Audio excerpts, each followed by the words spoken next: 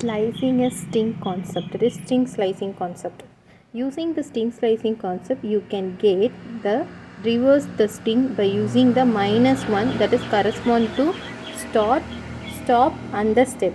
That is, we have here using the -1 concept, that is a string slicing concept using this -1. So it's correspond to start, stop and then steps. What are the steps they are going to confirm? And next step is that here when you are passing the -1 as a step to the start points goes to the end and the stop at the front.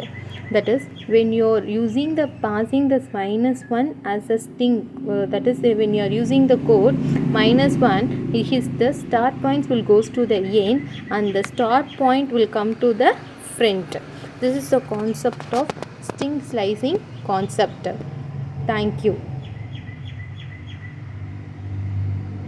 Please share my channel, subscribe my channel for more updates related to PGTRB exams. Thank you.